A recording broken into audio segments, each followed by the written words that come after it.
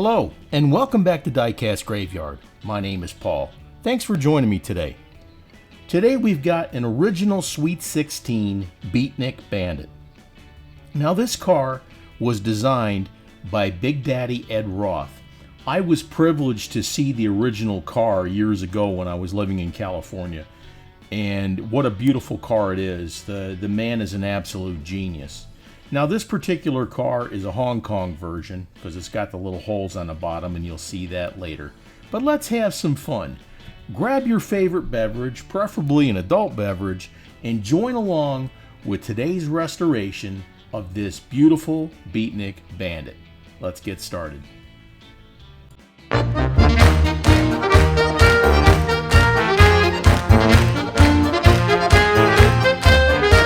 It's time to start the autopsy.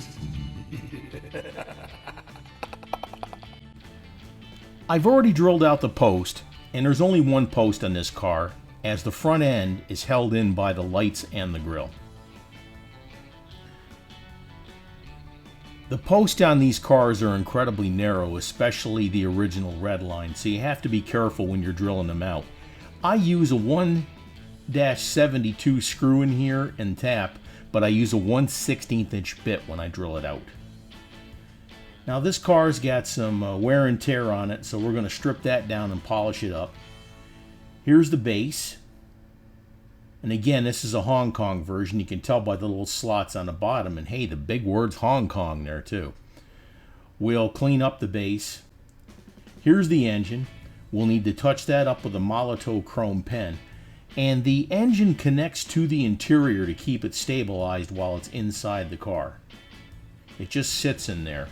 But as you'll see here, there's a little tab off the interior that you can connect the engine to. Just like so. And those are both in pretty good shape, the interior and the engine. Now the glass is another story. I'm going to polish it up some and dip it in the gauzy, but I got a new one coming. Let's get it in the citrus strip.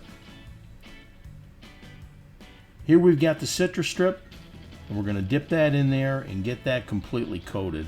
I got a bunch of other cars I'm working on at the same time. The body itself is in pretty darn good shape, but I'm going to take some steel wool and polish it up, and that'll take off a little bit of the toning and some of the rough edges on the body. But this is going to be a lot of fun. I love doing these original Hot Wheels, and this was my original intention when I first started doing these cars. Now don't forget to hit that subscribe button and click on that little bell to be alerted to any future videos that come out.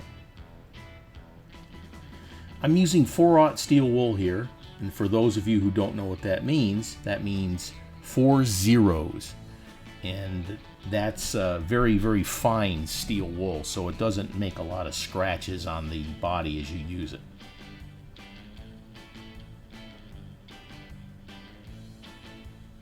Just rub it down as best you can, getting all the toning that you can, and make it look as good as new. Let's go ahead and continue on. Here we've got the base.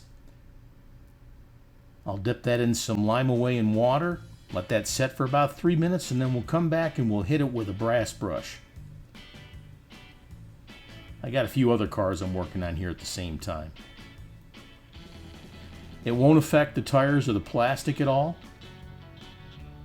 so there's no problem putting that in there. I mean, it won't take off the chrome or anything. Let's move on. After it's sat in the lime away in water for a bit, like I said, I'll scrub it down and put it in water. That way there it neutralizes the lime away in water mixture. And that's a 50-50 mixture. Sometimes when I do my projects, I do several at the same time. It tends to speed things up because the processes themselves are pretty much the same, except for the color you're going to paint the car. Took the body and I scrubbed it down with degreaser. And now we're going to hit it with some Spectre Flame Purple. I love using the Spectre Flame paints. One of these times I'm going to experiment myself, and who knows, maybe I'll come up with my own mixture of paints. But I'll tell you what, between the Spectre Flame and the Retro Flame, etc., These paints are fantastic. Put on a light mist coat. You don't want to put on heavy coats because the heavier you put on, the better chances you are of having the paint run on you, especially if you're using light colors like antifreeze or hot pink, etc. Put on a few light coats, let it set for about 10 or 15 minutes, and then come back in and get some heavier coats. But once you get the desired color and darkness you want, go ahead and stop, because the more you put on, the darker it's going to get.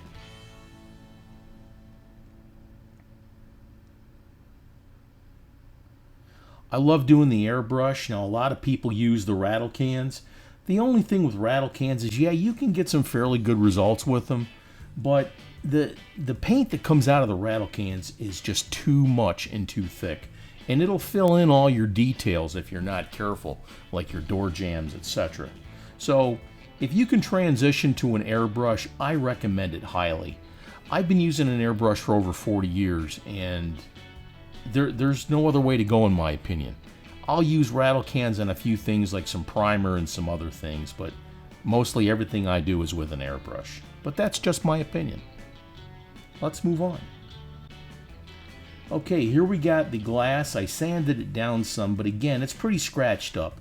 But I do have a new windshield on order, so once that comes in, I'll go ahead and replace it. Go ahead and mix up your gauzy. Rotate it like this when you mix it up.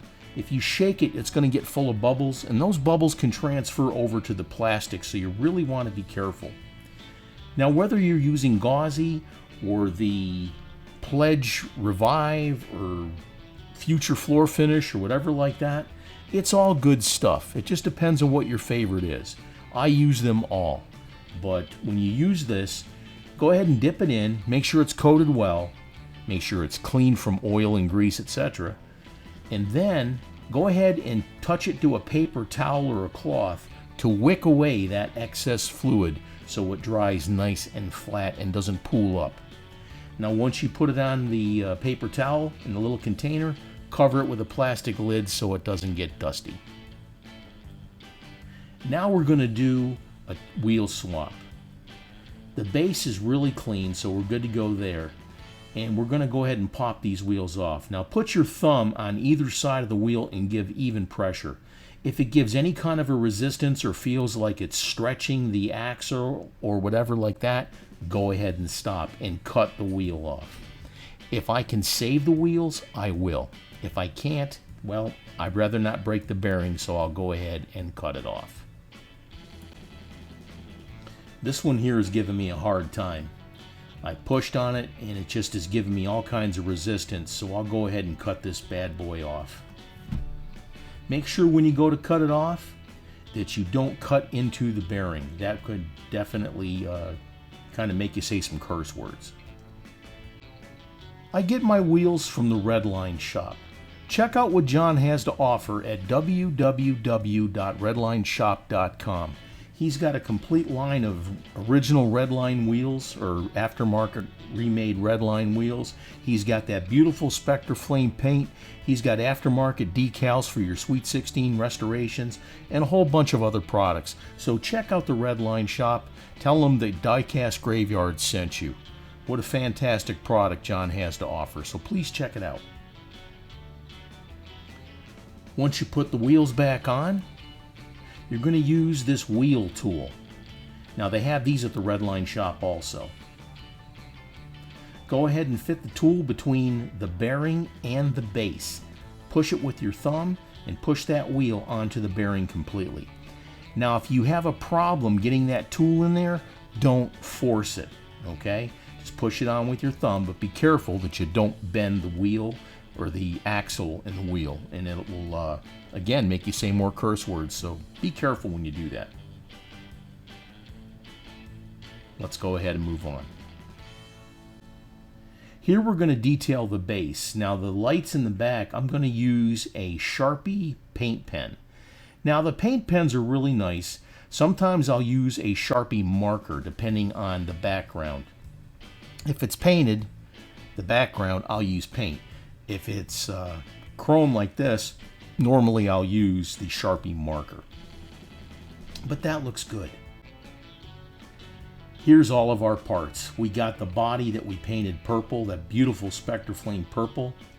Here we've got the base detailed up and the brand new wheels from the Redline shop. Here's the interior cleaned up with a toothbrush and soapy water.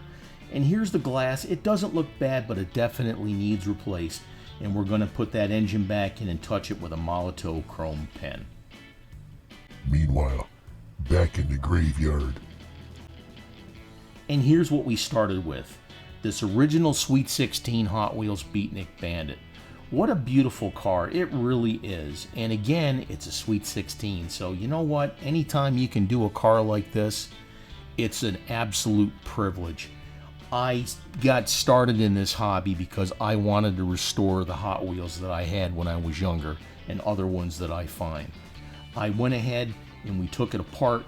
We stripped the paint off. We cleaned it up with some steel wool, put new wheels on it, put it all back together, and what an incredible transformation this is going to be. And I can't wait. And this one is definitely going in my collection.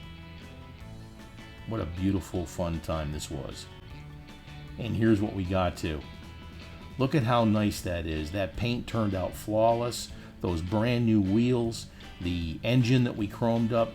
Now the glass bubble again is going to be replaced as soon as I get the glass bubble in that I ordered.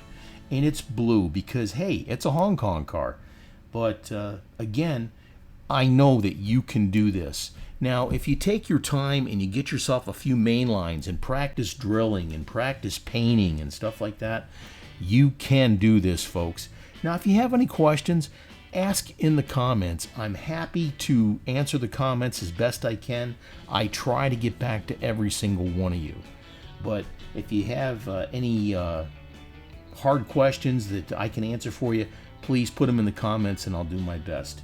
Check out my Amazon Marketplace page for a bunch of supplies that I have. Also, check out the new merchandise link. The merchandise from Diecast Graveyard. T-shirts, beer mugs, coffee mugs, etc. Please check them out. It's great stuff and you're going to have a lot of fun with it. But thank you so much. This was a lot of fun. And I thoroughly enjoy doing all these old cars and the customs and all these videos for you nice folks. I want to thank you for joining me today at Diecast Graveyard. We got so many more videos coming out. I'm actually on the road working right now, so I'm doing the best I can to keep providing content for you. Again, if you have any questions, leave them in the comments and I'll get back to you. Check out the links in the description. My name is Paul with Diecast Graveyard. Thank you and cheers.